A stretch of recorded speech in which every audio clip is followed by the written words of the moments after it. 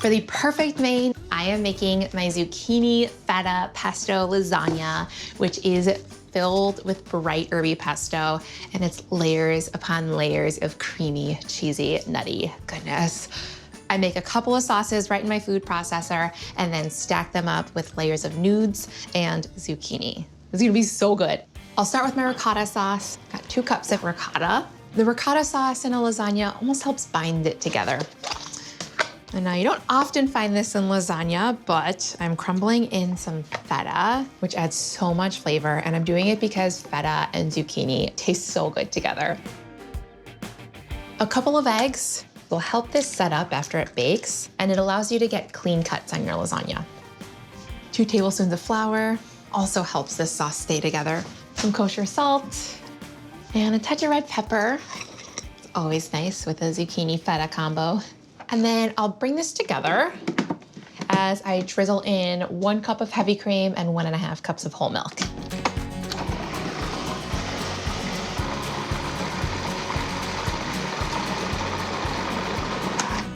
That's it for the white sauce. Lasagna has so many components, I always appreciate super easy sauces. First sauce is down, I'll make my pesto now. This pesto has a combination of basil and mint because basil and mint are 2 more flavors in zucchini's closest circle of friends. I'm gonna start with loads of basil here, straight from my mother-in-law's garden. Thank you, Roxanne. I'll pile this in along with the mint. Since these mint stems are a little bit woodier, I don't wanna add them. I'll strip the leaves off. Lasagna is the perfect party food. You can prep it in advance. It feeds a crowd. Everybody loves it. This lasagna has such an awesome combination of bright, fresh flavors and the heartier, cheesy, creamy flavors, which is perfect for this time of year because it's about to warm up. My body just craves veggies and fresh things, but it's always so cold around here, so I still need that hearty, creamy bite. So this lasagna is the perfect answer. I'll zest in a lemon. Gotta have lemon and pesto. It rounds out all the flavors.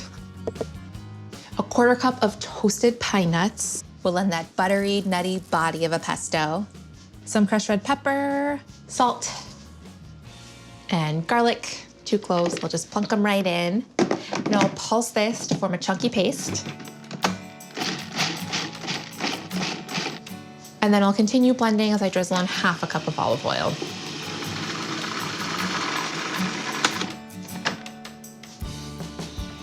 That is one of the better smells of this world. All the green goodness right here. I'll get my noodles and my zucchini and some cheese, and then I'll put this all together. It's layer time. I got my casserole dish, and I'll start with a ladleful of my white sauce. I'll put down a layer of noodles. I'm using the no-boil noodles to make life a little bit easier. And then stack on a layer of zucchini. This is just super thinly sliced zucchini. And you don't even have to worry about salting it and drawing out all of its excess moisture because the moisture is actually gonna work to the advantage of the noodles. These no-boil noodles need a lot of moisture to get soft in the oven. So zucchini has that, and this white sauce has that. I'll dollop on some pesto. Building a lasagna is like building a savory layer cake. It's so satisfying. Sprinkle on my cheese. I've got mozzarella for the required meltiness and cheese pulls. And Parmesan for flavor and saltiness.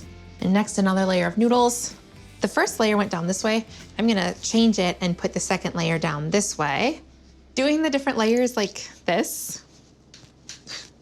helps keep the slices of the lasagna to stay together when they're ready to be served. Another ladle of sauce. You wanna make sure the noodles are fully submerged. And then zucchini, going the same way as the noodles. I'll repeat this layering process 2 more times and then add a final layer of noodles, the rest of my cheese sauce, and my remaining shredded cheese. I'll cover it up, bake it at 375 degrees for 35 minutes until it's hot, and then let it go for another 20 minutes uncovered so that the cheese on top can get crisp and golden like the pot of gold at the end of a rainbow.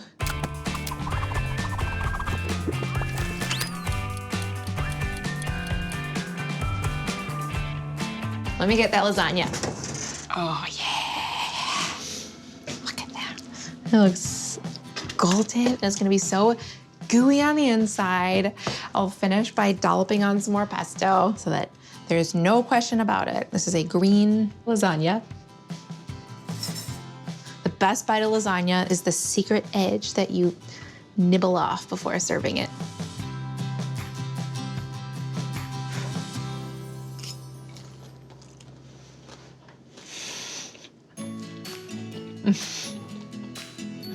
That is bonkers flavorful. It's rich and creamy, but it's counteracted by all the right flavors of the pesto and the zucchini. Dang, this is so good. It doesn't even make sense.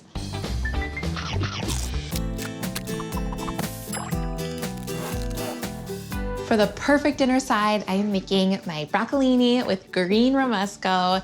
It's roasted veggies on a bed of smoky, nutty, toasty, chunky sauce. I'm starting with my charred green bell pepper, which you can do under a broiler, you could do it on a gas stove.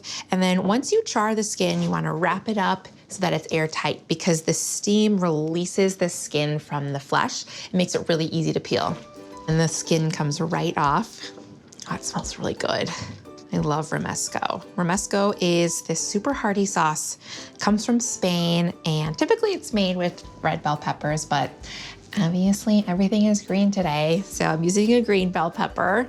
It's the kind of sauce that you wanna just pile on to whatever you're eating.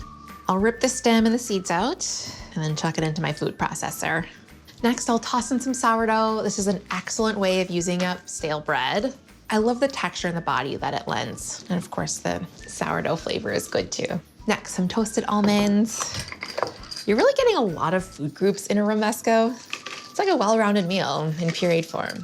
I'll toss in some fresh herbs, parsley and cilantro, some kosher salt, black pepper, crushed red pepper for just a hint of spiciness, and then the zest and juice of a lemon.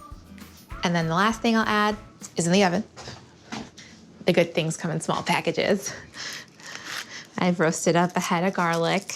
And roasting garlic is so easy. You just chop off the end of a whole head of garlic, drizzle it with some olive oil, wrap it in foil, and roast it for a good 35 minutes at 350 degrees. This just takes the flavor of the romesco to a whole new level. I'll pulse all of this together until it's chunky. All right, and then I'll keep on blending as I drizzle in half a cup of olive oil. Oh, that looks good. Oh, it smells heavenly. I can really smell that lemon. I'll get out my broccolini. This is just 3 bunches of roasted broccolini. I'll get my serving plate. I've also got some Parmesan. I'll start by spreading the romesco on the bottom of the plate. I think that presentation is so pretty. And then you also keep the broccolini crispy because you're not drizzling sauce on top of it. I'll pile the veggies on top. This will be super rustic, just the way I like it on the farm. And then I'll finish with an aggressive storm of Parmesan. Somebody stop me. More. More. A little crack of black pepper. And this is just begging me to do this. Drag it through.